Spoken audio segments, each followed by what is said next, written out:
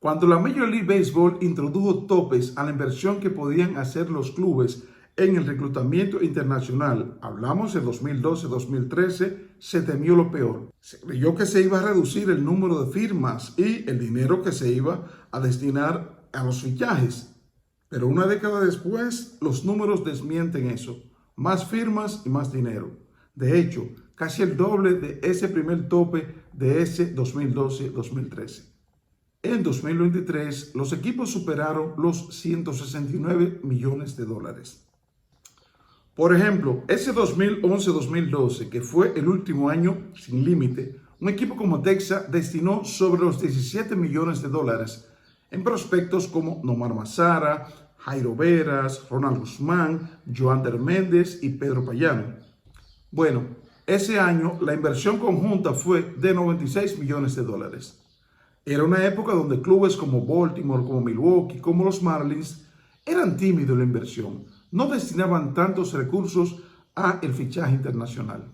Dejo este cuadro para ilustrar cómo las organizaciones han rociado casi 1.700 millones de dólares en el último decenio detrás de figuras como Juan Soto o Ronald Acuña Jr. Pero volvamos a 2023, que es el año más reciente, y vemos cómo la República Dominicana se mantuvo a la cabeza. Superó los 89 millones de dólares. Es la segunda mayor cantidad tras los 94 de ese 2018-2019. Hablamos de que solo en la República Dominicana se distribuyó el equivalente a toda la asignación que hubo para el mercado internacional hace una década. En 2023, los equipos firmaron a 496 jugadores con matrícula dominicana para estirar el bono promedio hasta los 180.185 dólares. Del grupo hubo 16 hijos de duartianos, pero que llegaron al mundo en los Estados Unidos. Este giro representa el 55,5% del total autorizado por las organizaciones para contratar la promoción que aspira en el próximo lustro a acercarse al Big Show.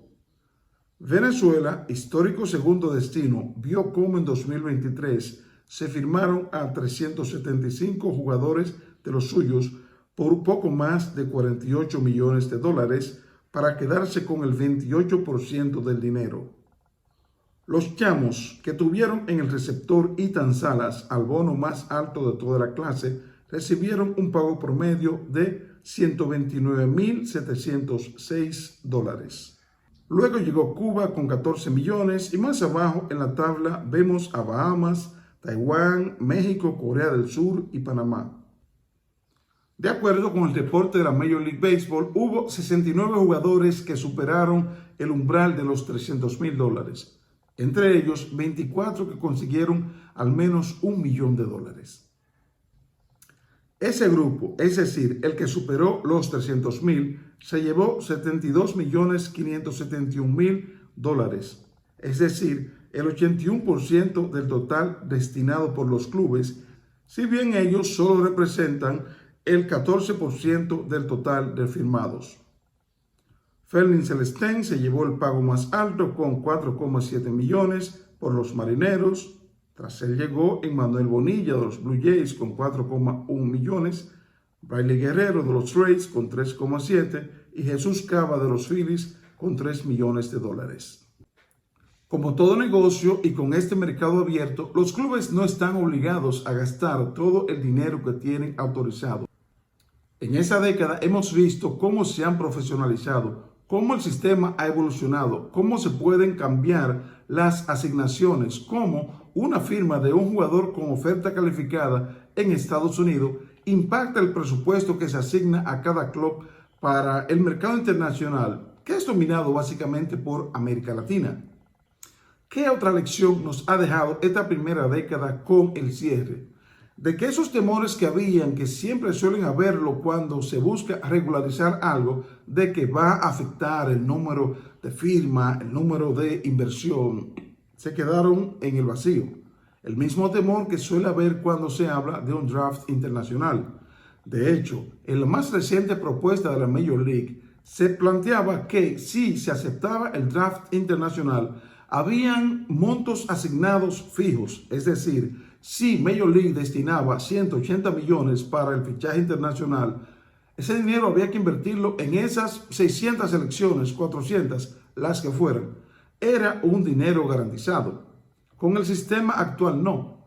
Los equipos pueden tener 180 millones asignados por la liga, pero no verse obligados a gastarlo. ¿Por qué? Porque entendieron que en esa clase no había un mejor material que en otra. Por ejemplo, en 2014 se destinó más dinero a una clase que a la de 2015. Pero los números demuestran que esa clase de 2015, esa de donde salieron Juan Soto, Fernando Tatis, Vladimir Guerrero, Framber Valdez incluso, ha sido la mejor clase que se ha producido en las últimas 2 o 3 décadas y quién sabe si la mejor clase de la historia. Sin embargo, en ese año se destinó menos dinero tanto que en la 2014 como que en la 2018-2019. El draft internacional garantiza que habrá un flujo importante de dinero y que será fijo.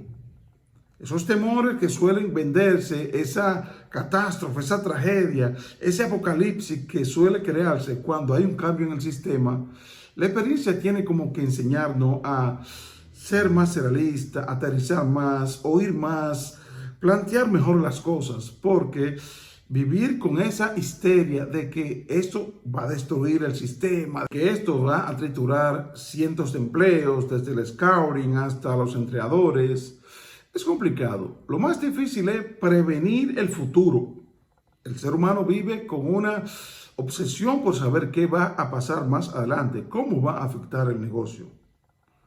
Lo cierto es que en esta primera década y con esa estructura que estableció, los equipos buscaron la forma de cómo, para maximizar los recursos, fomentar los apalabreos, los contratos adelantados, como ya hemos explicado en otros videos. Fue la forma de ellos maximizar, estirar más el dinero. ¿Hay ganadores? ¿Hay perdedores? Bueno, esta década lo que nos ha dejado es que hay un grupo grande de entrenadores que son los que dominan, son los que mejor se han ajustado a la estructura, y eso pasa en todos los eslabones de la economía, y otros que han tenido que entregar sus jugadores, que negociar, que aprender a sobrevivir. No se ha afectado el número de firmas, tampoco se ha bajado el dinero como se creía. Es la lección que nos deja esta primera década con los presupuestos ajustados.